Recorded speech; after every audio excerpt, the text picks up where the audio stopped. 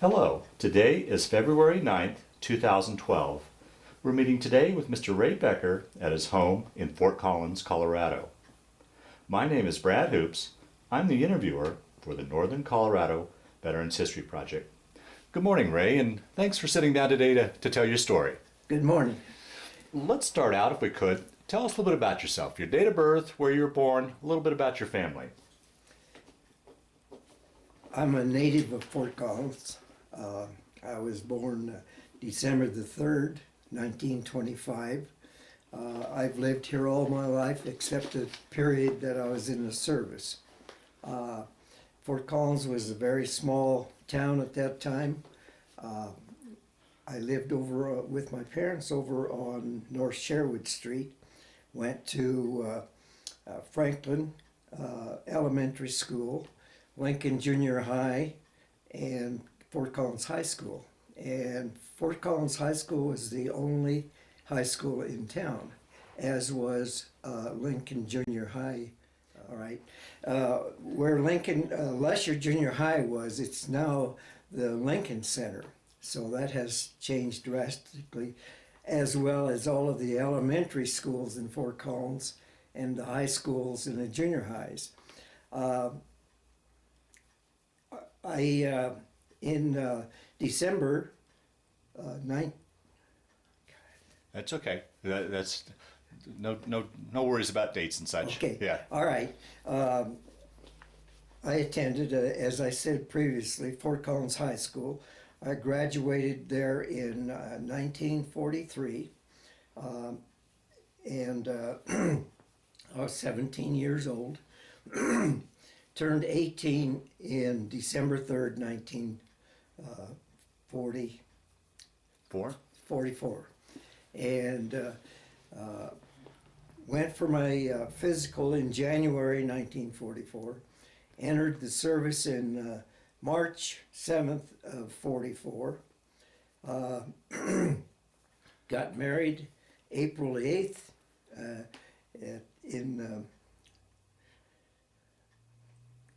Fort Logan Center, and went down to Camp Barkley, Texas. Well, Ray, I'm going to interrupt you here a second before we continue on with your story. I want to back up and ask you some questions. Okay.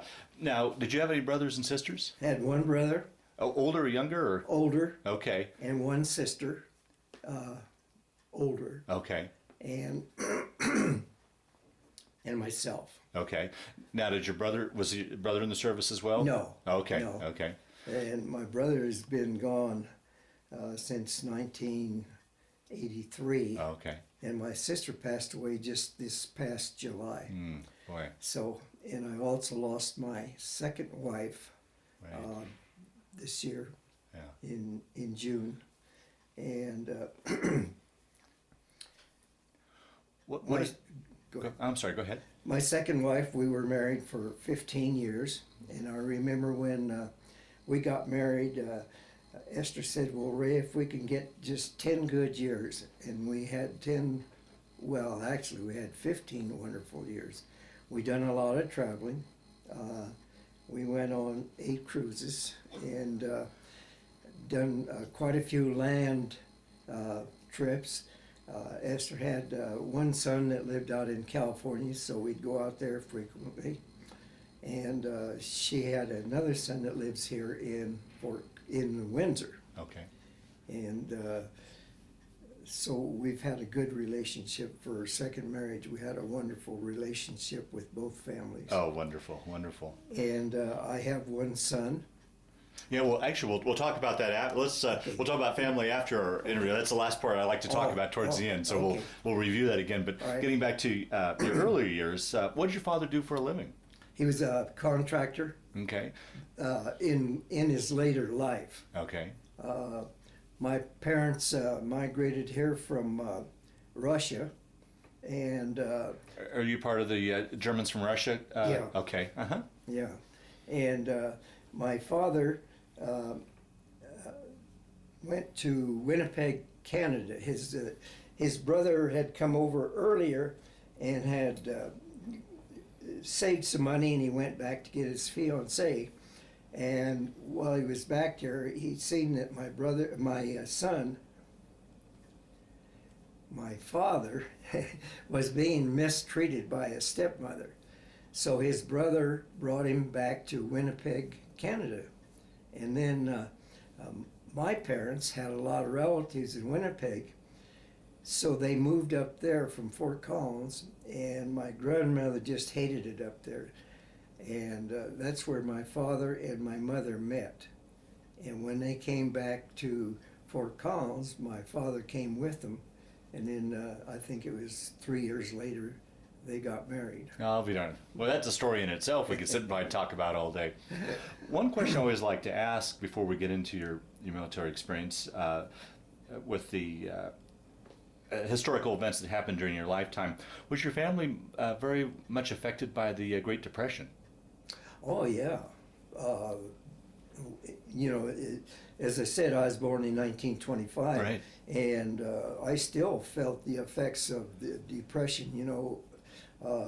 Life was really different. There was no such thing as a guaranteed job, medical insurance, or anything like that. You were strictly on your own. And in the early years, my father and mother and grandmother and grandfather farmed together north of Fort Collins, and that's where I was born. Wow. And they lived there till I was 1 year old, and then they moved to Sherwood, and my grandparents bought a house north of our house. And then in later years, my aunt and uncle bought the house to the south of us, so we kind of had a family. And when I got out of the service, there was an empty lot on Sherwood right across the street from my parents. So my dad built a house for us on Sherwood. So we were, all close together. I'll be darned. Yeah. Wow. And I know we're a little bit west of the affected area, but did the Dust Bowl get this far west? No. No. Okay. No. Okay. All No, right. we weren't affected with the Dust Bowl. Okay. All right. Yeah. I was just talking about two events that kind of in that time period. Right. And then moving ahead to December 7th, 1941, when Pearl Harbor was bombed. Do you remember where you were and what you were thinking when you heard that news? Yeah, I sure was. It was on a Sunday, and we always went to church. And a good friend of brothers and sisters, but a good friend of mine lived out northeast of Fort Collins, and so I went with them after church, and then we'd come into the evening church, and so we'd exchange. Harold would come to my place about every other Sunday, and I'd go out there. And that's where I was when they announced Pearl Harbor being bombed. I'll be darned. And you were only, 15 or 16 at the time, probably. And Well, any thoughts that you would eventually get drawn into this thing? oh, or? I never dreamt that I'd be brought into this. Yeah, right. Never once thought, Yeah. What was life like then during those next couple years until you got in the service? As far as there was a lot of rationing and stuff. Can you talk a little bit about what life was like on the home front during the war? Well, yeah, there were many things rationed. We had coupons for meat and sugar, flour, things like staple items. Mm-hmm. And gasoline was rationed, and they had what was called an A, a B, and a C coupon. A was 5 gallons, and I don't remember what, because I didn't have that. Right, I had an A, and that was 5 gallons, and my my fiance lived way out north. They farmed just a half a mile from where I was born. So to see her, a lot of times I'd ride my bicycle out there, because 5 gallons of gas in those days, cars weren't as economical as they are today. So I'd save the gas so we could do something like on weekends. Oh boy! So, but you're probably caught up though. On the same token, rubber and tires were probably were rationed as well, and you probably had to ride on some. the tires were retreads, And after I got back from overseas, after the war ended in the Atlantic, I was transferred to Pittsburgh, California, and was to go to the Pacific. Oh, geez. And while I was there, our outfit was broken up, and so it was split. Well, I had experiences cutting meat, and they needed somebody in the commissary. So I actually went there, and then I didn't go back overseas because the war ended. Yeah, yeah. And so I worked in the commissary and ran the meat department in the commissary. And I had to stay 3 extra months, but that was well worth it because some of the fellows that I was with that went to the Pacific didn't get home till, many months later than I was discharged. Yeah. So, Well, let's talk then. So you graduated in the spring of '43, Right. still 17. What did you do after graduating before you entered into the service then? well, there was a fellow here, his name was Pat Griffin, and he owned a lot of filling stations and was a distributor. And he offered me a job driving a truck in Cheyenne, Wyoming. They were building homes, actually temporary, supposedly homes for people, and so I was hauling construction material from Oh, okay. in Cheyenne. Okay. Right. And then what? You got your draft notice, or did you enlist, or how did you get in? No, I got my draft notice. Okay. Right. Okay. Right. And then how soon after you got your notice before you shipped off for boot camp then, roughly? Do you remember? Oh, yeah. Like I said, I got my notice in December. And then in January, I got a notice for a physical. Went down, passed my physical, and was drafted in March. Oh, geez. And I was overseas by December. Oh, wow. Yeah, I took my basic training in Texas. Now, how was that? I mean, with you and your fiance, did you were you guys engaged before you got your notice? Yeah. Oh, okay. Oh, So yeah. that kind of threw off plans, or did that speed Right. up things? Or? No, well, it speeded up things. Yeah. Yeah, we didn't have intentions of getting married a month after I was going to the service, but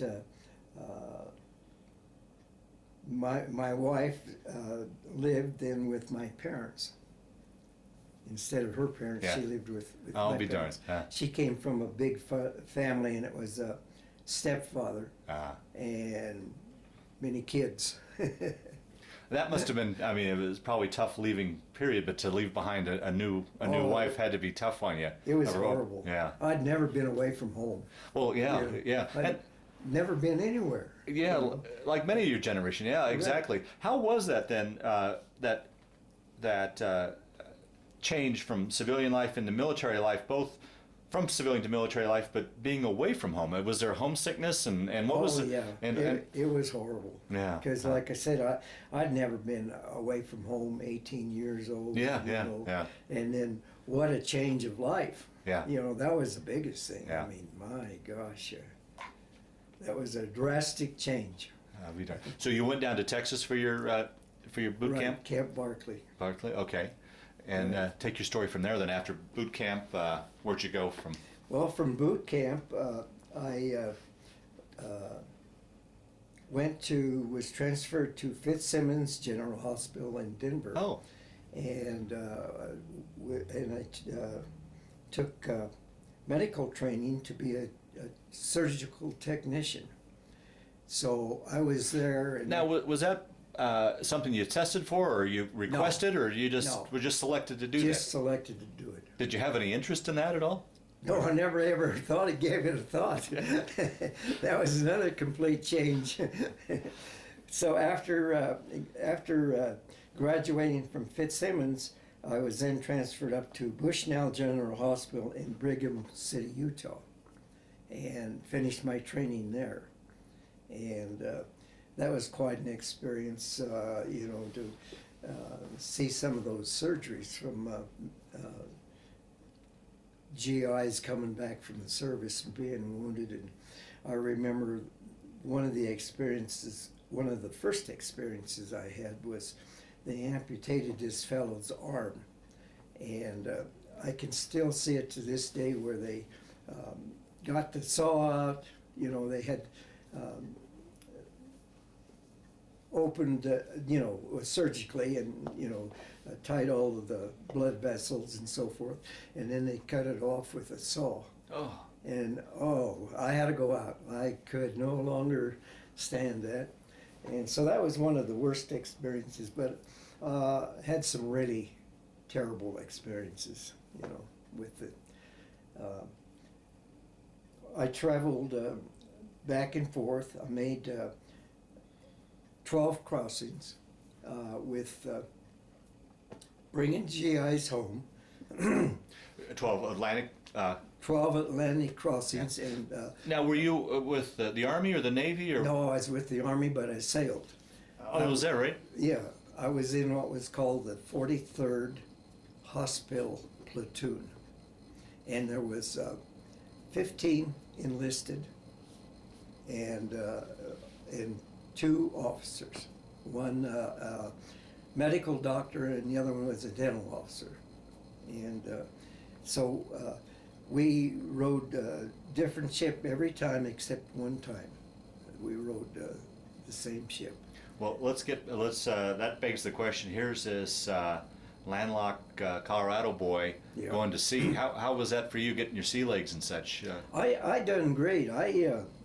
But oh gosh, some of our fellows got so sick, but I was fine. Is that right? Yeah, I never got seasick.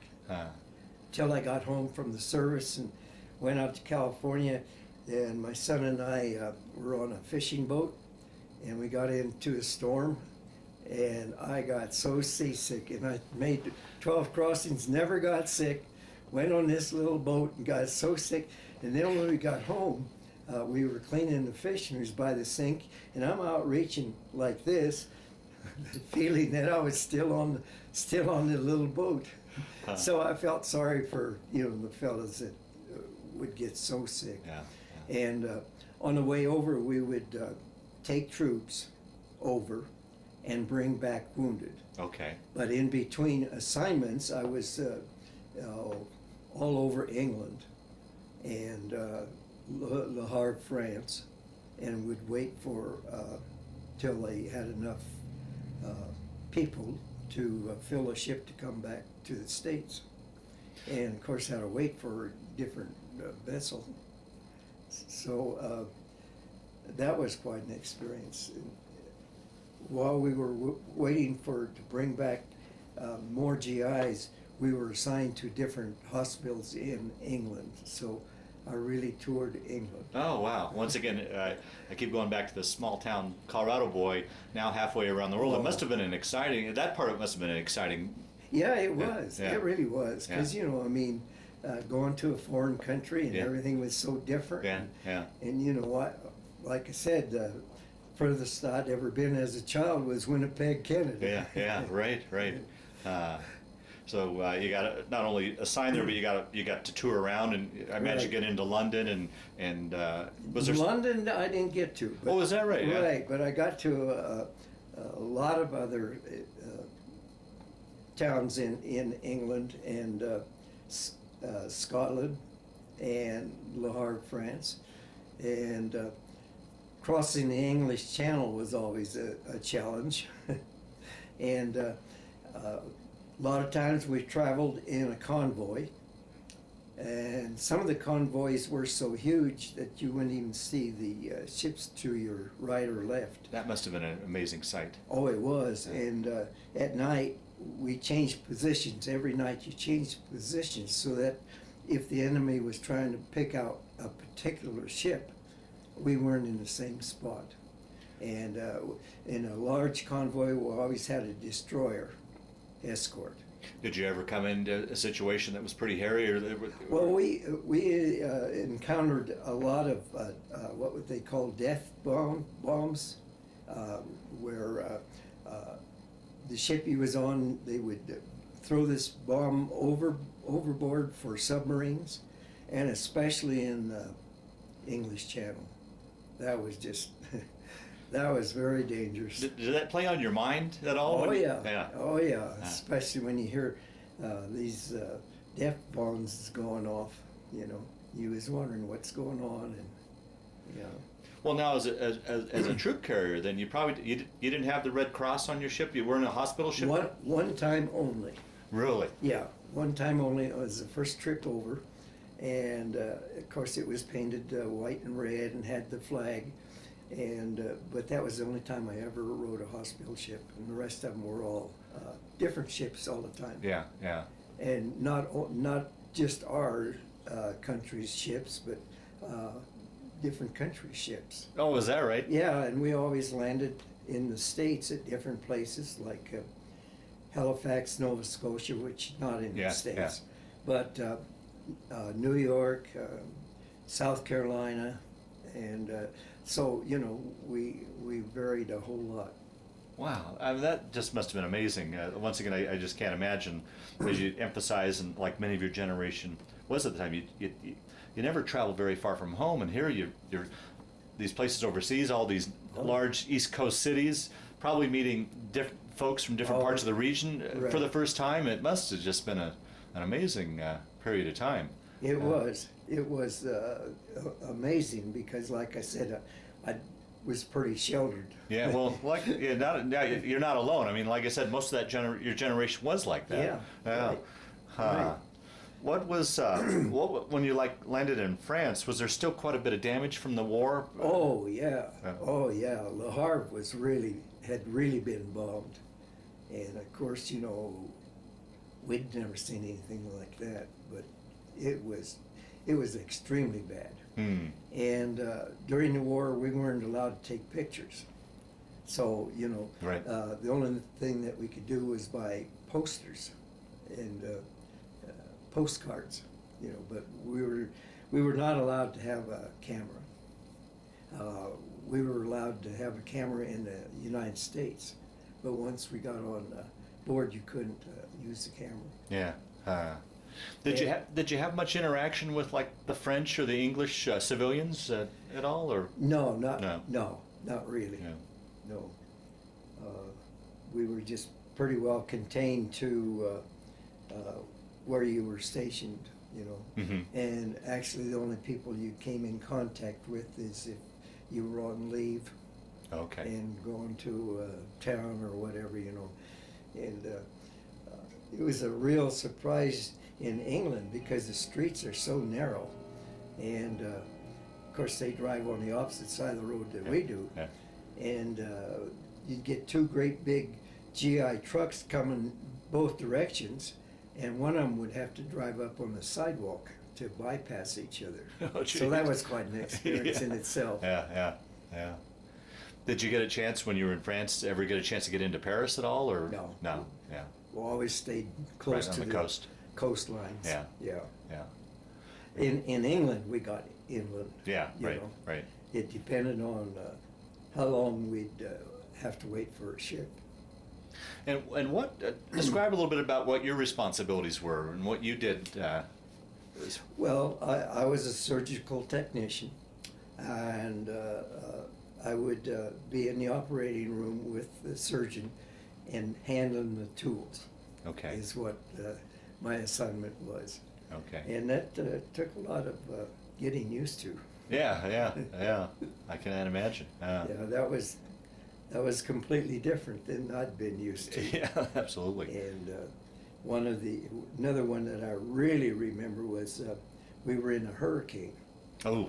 And we were in a convoy, and this GI had his leg amputated right at the knee, and we slept in hammocks, and the sea was real rough, and the hammock was really moving, and he fell right on the stump of that leg.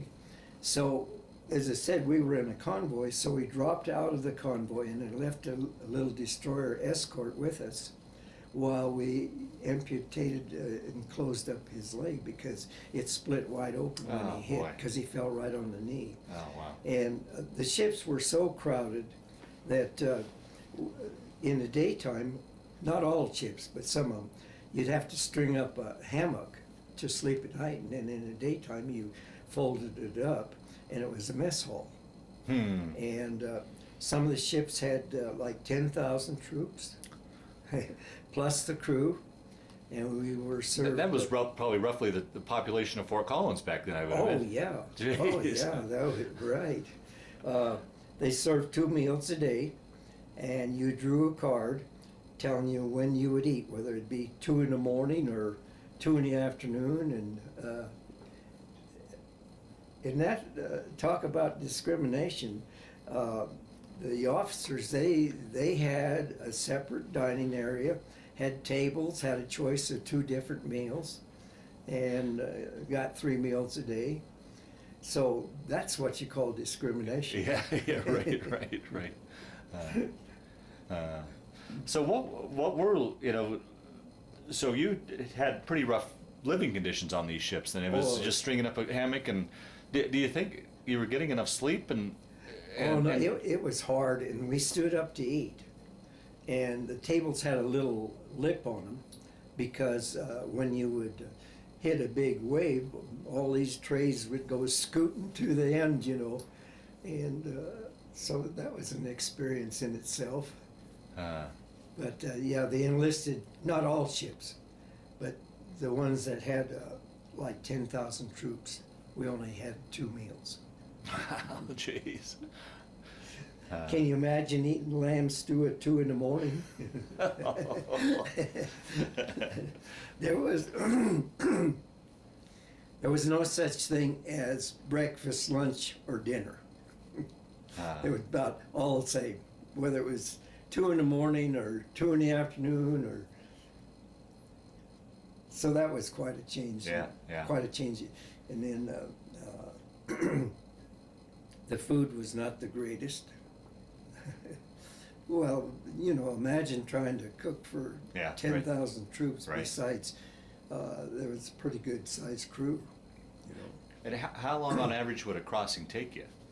When we were alone, 7 days, and we would zigzag.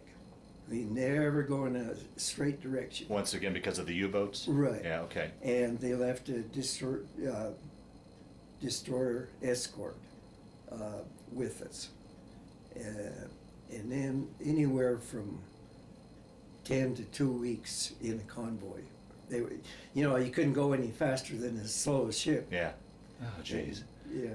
So, and as I said, some of the convoys were huge. You just couldn't imagine that many ships. I mean, when you looked out, you couldn't barely just see the outer ships. Jeez. And the ships had like 2 doors when you entered, because when you were at night, if you just had one and opened the door, you'd see light. And this way you had the door that outer door, and then you had a space in between for the second door, so that you'd never ever see any light. And you were not allowed to smoke. Well, you could smoke in the daytime, but you could not smoke at night. Jeez. And well, in fact, you're pretty confined. And then another thing, on these big ships, the enlisted personnel were always below the water line. You never had any windows. Well, I think that would play on my mind, thinking I'm below waterline in the hull of the ship, it did. and you can get a torpedo anytime, and there's no escape. Especially when there was a ship that had been torpedoed, and it was in New York Harbor, and of course we seen that, and then that really works on your mind. Oh, jeez. And we would be in a room like 200 personnel. And the only air you had was a little ceiling vent, and it got pretty sticky in there. Particularly, I'm sure some people are throwing up. And, It was. yeah. When I think back of some of those experiences, it's scary. I'll be darned. Now, what would you do in these long periods of time on the crossing when you weren't on duty? What would you do to pass the time? Well, going over, we always had these troops, so they would put us to work like in the kitchen Oh, okay. or cleaning the ship, you know.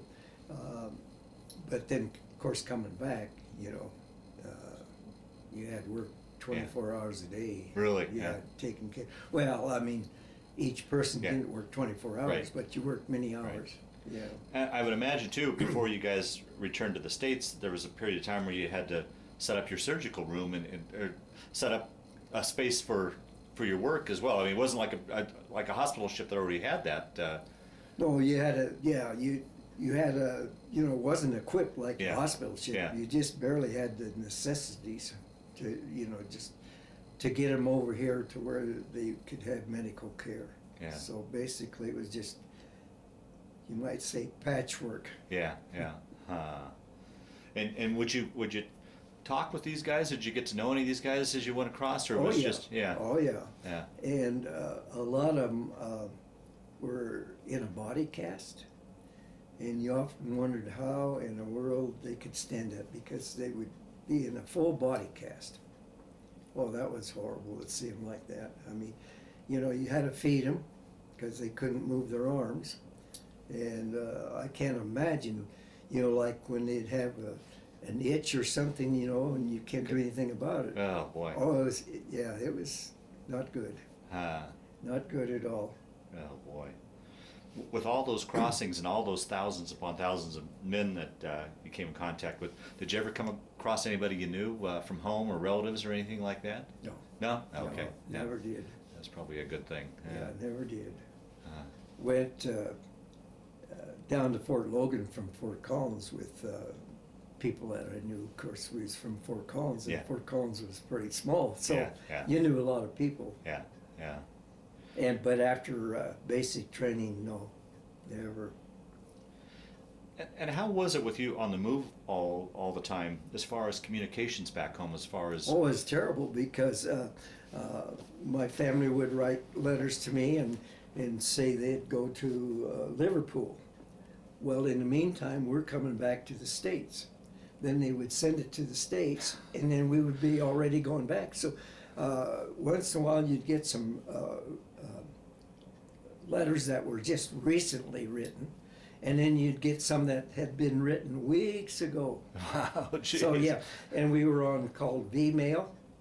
Can you explain to those that'll watch this what V-mail is? V-mail was one page, and it was roughly about I don't know, 8 inches by 10 inches, and that's the amount that you were allowed to write. And then of course all of your letters were screened, so you know you didn't feel comfortable in writing anything that was personal. And so that was an experience. And you'd write as small as you could so you could get as much on as you could. But communication between my fiance and I was pretty tough. Yeah. Wow, geez.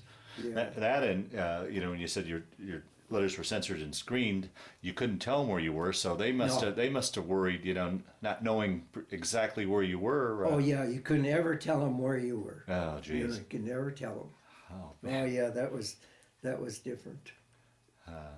During this time period too, when you had all these crossings, was there ever a big enough gap where you got a furlough to come home, or was once you left for boot camp, was that the last? Yeah, the only time that I got a furlough, well, I got a furlough after basic training. Yeah. Okay. Okay, and then of course was in the Atlantic until after the war ended in Europe, and then as I told you, I was transferred to the Pacific, and I had I think it was a 17-day furlough. Jeez. So. And then after I found out that I wasn't going to be shipped to the Pacific, I got a 3-day pass, and you were allowed 150 miles. Well, I wanted to get my car out there and my wife, so called my parents and my wife, and we made arrangements. They would bring the car to Salt Lake City, and I would meet them in Salt Lake City, and then my parents would come back home on a train, and my wife and I went out to California. And, I rode it.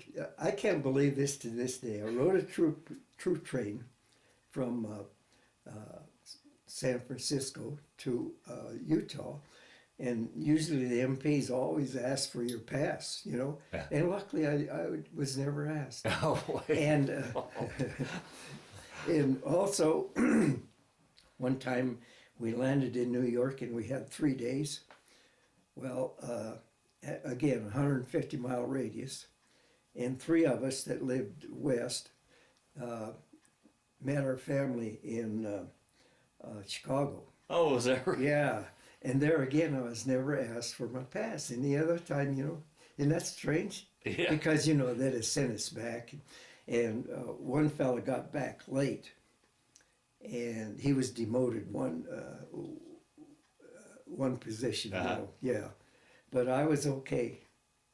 I'll Yeah. be darned. I met my wife, and that was quite an experience because, you know, our pay was $50 a month. Well, my wife got 28 of it.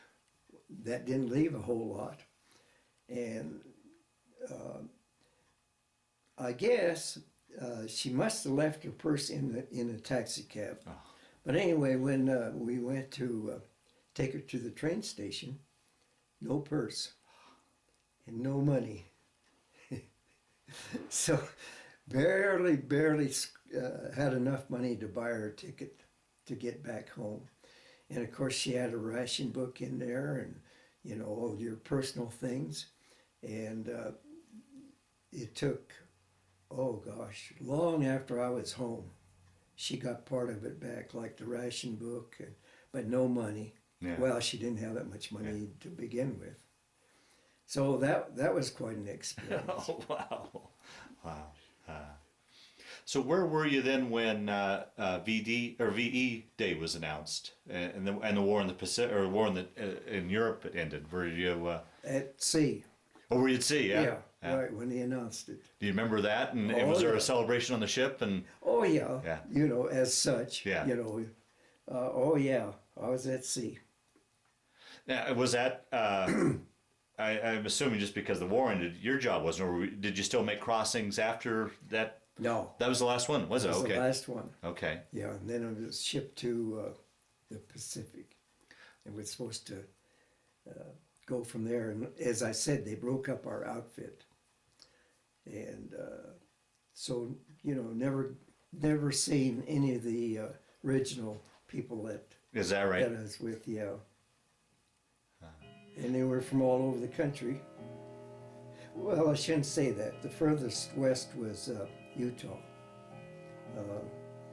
We had 3 people from Utah. I was the youngest in the outfit, and then we had 2 that was close, and the oldest was 35, and he was a pharmacist. He was 35 years old. Huh. Lived in Omaha. And Through the years, did you guys ever stay in touch, or was there any sort of reunions or anything like that? we stayed in touch with quite a few of them, and my wife and I went to Omaha to see Joe and his family, and they came out here, and then we had when we lived in California, we lived in a 2-story house, and as I said, we got my car and my wife out, and we rented a room. It's just one room. And there was 4 bedrooms upstairs and a great big kitchen. We shared the kitchen and the bath, and got acquainted with people there. And there was a couple from Arkansas, and he was really a character. And we went, after the war, we drove to Russellville and visited with them, and then we lost contact. And I'm sure they're not alive anymore. Yeah, yeah, You know. yeah. So to continue your story then, so war ends in Europe. You've got a furloughed home for a little bit, then you're out to California. You take your wife out to California. Then how long were you there in California then before you got your discharge? Roughly. Yeah, roughly a little over a year. Really? It's still Yeah. that much longer? Yeah. Yeah. Huh. Yeah. Well, like I said, you had a number Yeah. Point system. identifying your position, whatever you were. And in my position, they froze that, and so I had to stay 3 months longer. So then, roughly, when did you get what was your date of discharge then? June Of 46? of 46. Wow. Yeah. And what was their plans for you? You said they broke up your unit. Were you going to be put into another surgical unit to go? I don't know. No idea, huh? Yeah, because see, I never, well, I was never appointed to a different position. No, for darn. Yeah. And worked in a dispensary also, you know, and that was quite an experience. The dispensary was in Pittsburgh, California, and it was a camp of embarkation and debarkation, so it was a big camp. And a number of years ago, when my son lived in San Francisco, we drove out to see him, and we went over to camp to see what Camp Stoneman looked like. Well, all of the barracks had been torn down, and all there was cement pillars of where there were buildings. And Pittsburgh was a small town, kind of like Fort Collins was when I left. And the people that owned the house were Italian, and they had a bench, and they would sit out in front of the house on this bench. And of course, as I said, I had my car there, and I'd always go out and wipe it off and everything. And these two old people, they couldn't speak English, and they'd just shake their head, you know. And they were the best people. And every Thursday, they brought up this huge amount of spaghetti and baked salmon. Oh, but darn. Every Thursday. And Italian homemade wine. Oh.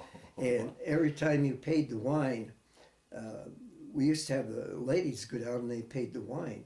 Well, they'd give them a great big glass of wine.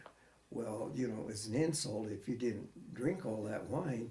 So finally they made us guys go down and pay the rent, and the rent was $8 a week. Wow. $8 a week. Yeah.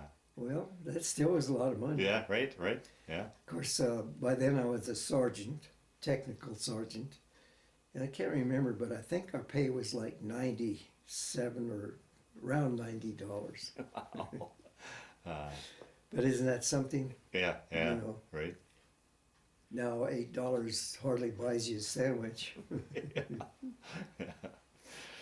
So you get your discharge then, and so then you and your wife came back to Fort Collins? Right. And take your story from there then. Okay, from there, my uncle owned a meat department, and it was called the Community Market, and it was on North College. And three owners. One owned the grocery department, one owned the produce, and my uncle owned the meat department. And so I went to work for him. And I worked for him for, I guess around 3 years. Now, you had mentioned you were a meat cutter out in California, right? Because you had experience. Had you cut meat for your uncle prior to? No, I cut meat at a little grocery store. Well, the buildings still are called the Palace Grocery. While I was going to high school, Okay. I worked there. Okay. And so I learned a lot there, right? Okay. And so then I went to work for Safeway, and I worked for them for 38 years and retired. As a meat cutter? Yeah. Mm-hmm. Wow. Yeah. Well, the meat department. Meat department. Yeah. Yep. So one of the first stores that I worked is still, the building is there, and it's owned by Alden Hill, and it was on the corner of Mountain and Mason on the northwest corner, and you know, it's Hill and Hill Attorneys, and it was very small. It was a two check stand grocery store. Had a turntable. When you went in, you went through this turntable, and had a very small meat department. Of course, you know, back in those days, it was just basic cuts. Like now you have all these specialty cuts and all that. Then I think it was like in 49, something like that, they closed that store and we moved to East Mountain. And that was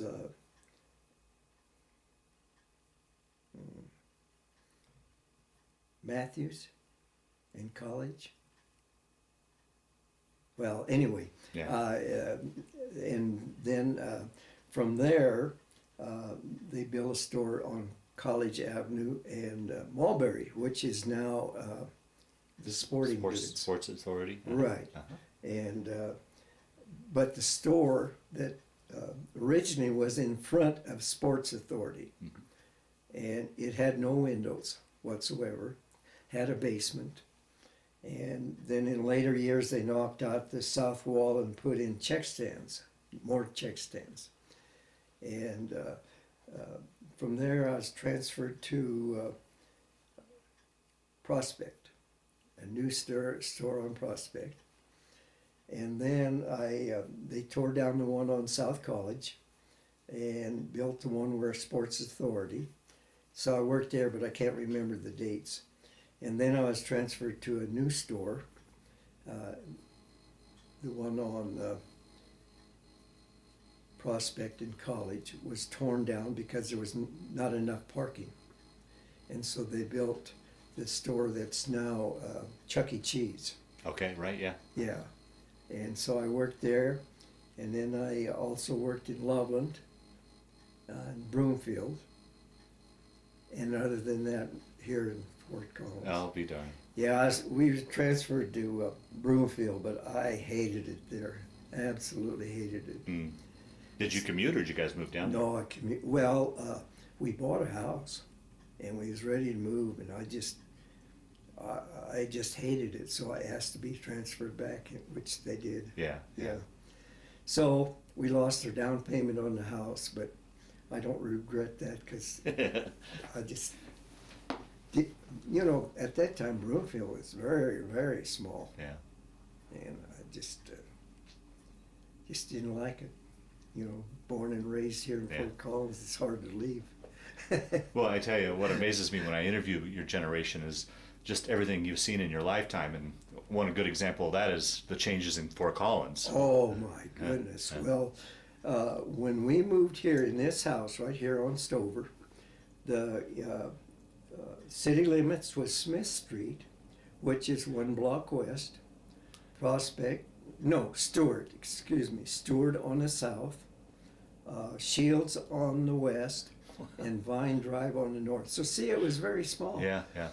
And right here where our house is used to belong to CSU, and it's called Agronomy Farm. And also CSU owned ground by the hospital. And so when we built, the roads weren't in, or sidewalks or anything.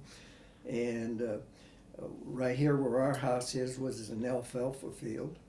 And just south of us was a cornfield, and the street wasn't in, so we had to drive in from the corner of Prospect and LeMay and come across the field to come to our house. Wow.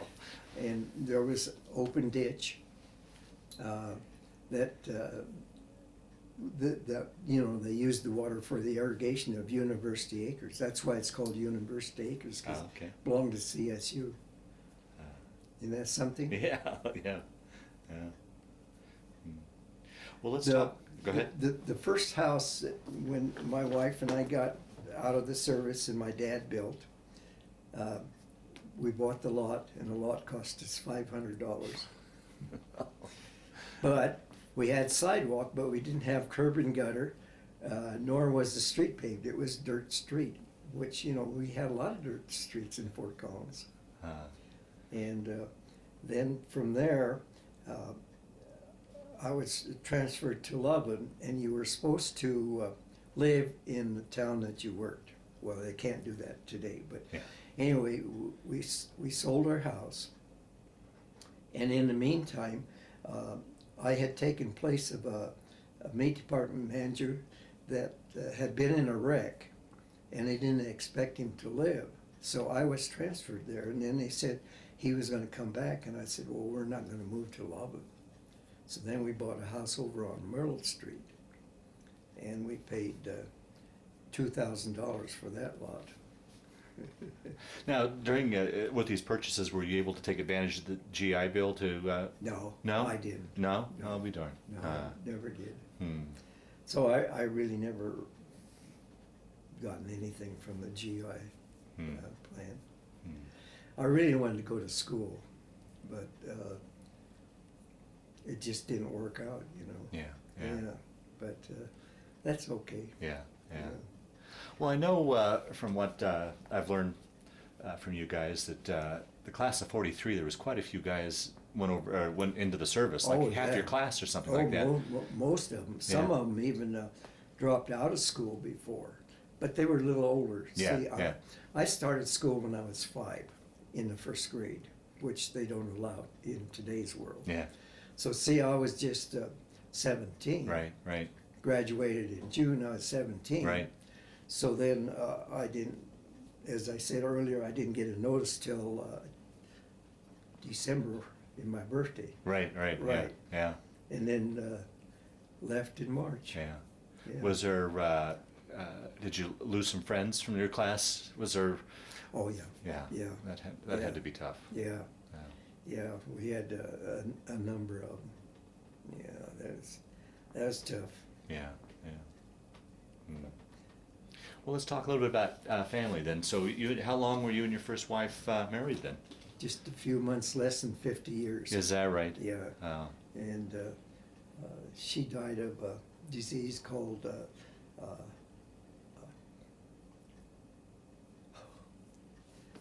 No, it's okay. yeah, it's okay. Anyway, it's genetic, and the doctors hadn't even heard of it here except in medical school. And they didn't, they didn't really know anything about it. And the treatment was to withdraw blood. And, but by the time they found out it was too late, it had already affected all of her organs, like her liver and her heart. Mm. And so she didn't live very long after that. Mm. And we have a personal friend that has, it's called hemochromatosis.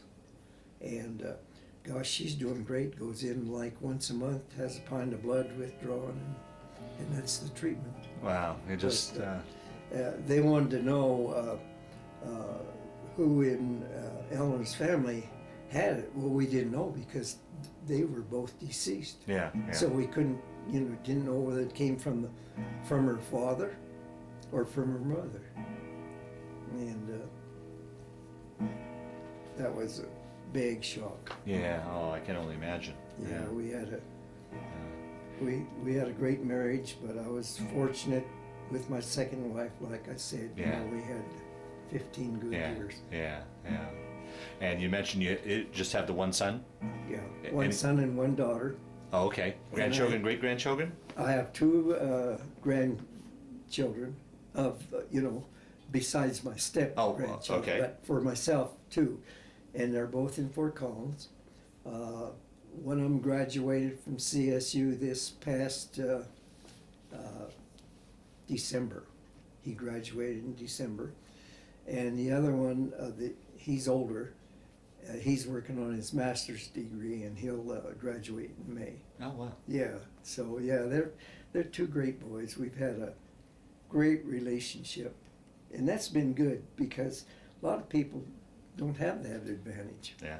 Like my sister has 1 grandchild, and of course they live out of state, and they got to see him at the most 2 times a year, and that was like a few days. Yeah. But see, I got to grow up with mine, and we'd do all these different things, and I taught him how to fish, and we'd do all these things, go out to the archery, and we'd done everything together. Oh, wonderful. Yeah. Oh, wonderful. And I still have a very good relationship with him. And it sounds like you had close relationships with your second wife's family as Oh well. yeah, Yeah. and you know, a lot of times that never happens. Yeah. Yeah. You know, but I was real fortunate. They're very good. Yeah. Oh, Yeah. wonderful. Yeah, they're very good. And Esther had 2 boys, and the youngest one, they adopted a little boy at birth because they weren't able to have children, and the other son had 2 girls, and then he remarried and he has 1, so there's 3 there. And great grandchildren, there's 1, 2, 3, 4 great grandchildren. Wow. And that's all from my second wife's family. Uh-huh. I don't have any grandchildren. They're not married, but the Yeah. youngest one is going to get married in June. Oh, wonderful. Yeah. So. Now, during your travels with Esther, or maybe with your first wife, did you ever get a chance to get back to some of the places you were overseas? No. No. Always had dreams of getting there, but the cruise ships we took, we never got to England. Okay. You know. Yeah. Yeah. Yeah, which I really regret, because that was a dream of always wanting to show my first wife, you know, but we just didn't ever get there. Yeah. Yeah. Well, Ray, we'll start to wind down this interview. Is there anything I didn't ask you that you wanted to talk about, or any stories that have kind of floated to the top as we've been talking here, so that ideally we cover your story as best we can, or do you think we've pretty much covered it? Well, I think we've pretty much covered it. My father, in later life, became a contractor, and he's the one that he built 3 homes for us. Uh-huh. And that's something I've never done, is move a lot. I moved from that little house when we got out of service to the house over on Myrtle, and then I was transferred, supposedly, to Broomfield. And in the meantime, we'd sold that house, and I didn't want to go to Broomfield, so then we rented a place and built this home. Did your father build this home as well? Is that right? And I've Wow. been here ever since. I'll be darned. Yeah. It's a long time. Yeah, yeah. It is. Did they ever talk about, either your folks or your wife ever talk about what they were going through while you were overseas? I mean, particularly because the communications was so poor and they didn't know where you were. I'm sure your mom and your wife probably worried about you. Oh yeah, because they never knew Yeah. where we was at. Oh yeah, that was a big concern, because they never ever knew where we were. And like when we get back to say New York or Boston or whatever, you know, we could call home. Oh, okay. You know, but back then long distance was very expensive compared to our wages. Yeah, right. And there was no such thing as a cell phone. Yeah, or email, or you could do right. instantly just message. Yeah. Wow. So the only communication was by mail, and like I said, it was the email, and it was 1 page, so you couldn't really write a whole lot. Yeah. Wow. Wow.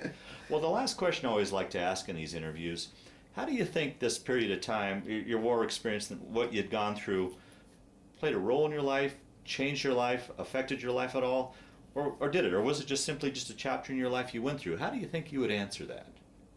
Well, I think it really changed my life, because number one, I had full intentions of going to CSU, and it was a drastic change, because, you know, I came from a sheltered life to an extreme, well, what should I say, an extreme change in right. life. Yeah, right. yeah. That was the biggest thing. Yeah. That was very hard. Wow. Yeah. Hmm. You know, for somebody that had never left home, that was a drastic change.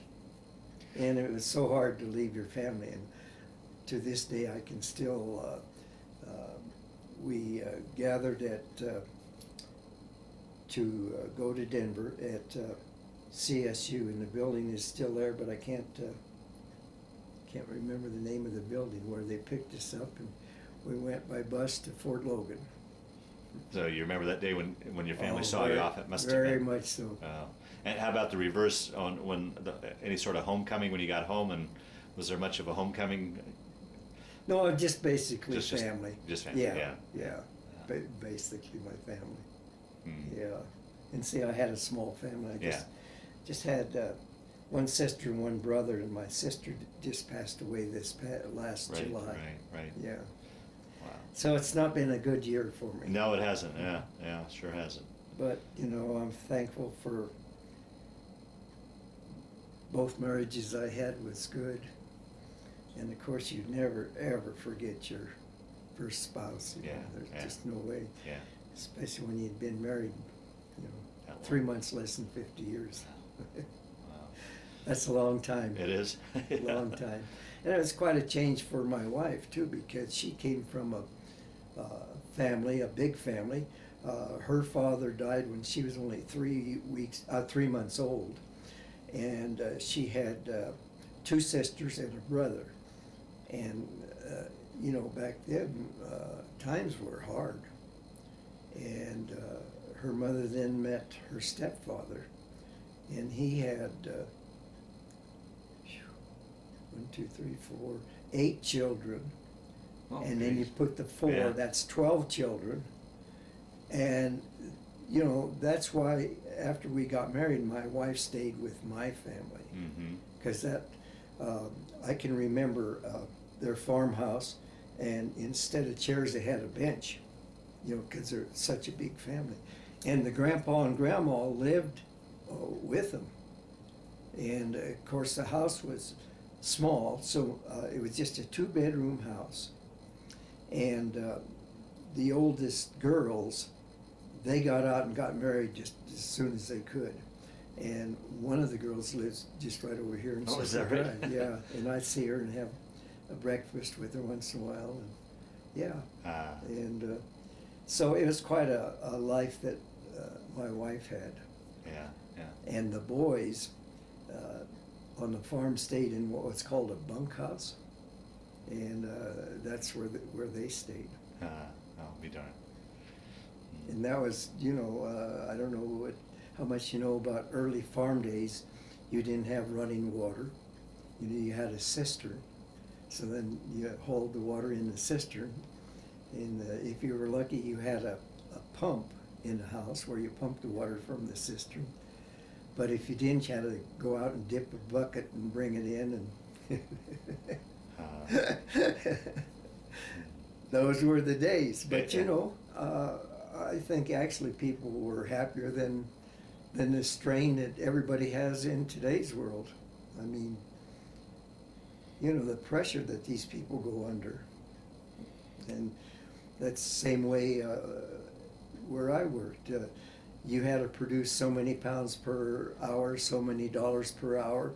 And, it's just today's life pressure. Well, like I said, I'm always fascinated when I interview you guys because what you've seen in your lifetime, from that hand pump to computers to today, and the change in lifestyle, the change in the area. I mean, you've just seen so much in your lifetime. It's amazing. I remember when the first barcodes came out, and I said, well, I'll never live long enough to see those work. Yeah. Isn't that something? Yeah, it is. Oh my gosh. And, back in those days, the groceries, everything was hand stamped. The price was hand stamped on the top of the, so then when you had a price change, you had to take it off shelf, erase it, and put it in. And now all they do is change the computer. Yeah. Isn't that something? Yeah. I mean, and I said, well, I'll never see this work. Oh, and we forgot, you had ration stamps, and which we talked about some. Yeah. But that was, that was quite a challenge in itself too, because some people didn't get enough gas, some people didn't get enough meat, for instance. So it was Would you barter and trade with other people? That no, you wouldn't. No. Oh, okay. No, not that I know of. Oh, okay. Yeah. Yeah. But the hardest thing for me was the 5 gallons Yeah, of gas right. a week, because the cars didn't get very good mileage. Yeah. Yeah. And my wife lived out there. It was over 5 miles one way. So I rode my bike out there quite a few times. Yeah. Well, Ray, I want to thank you for sitting down to tell your story today, but just as important, I want to thank you for your service to our country. Well, thank you. And it was interesting talking about old times. Absolutely.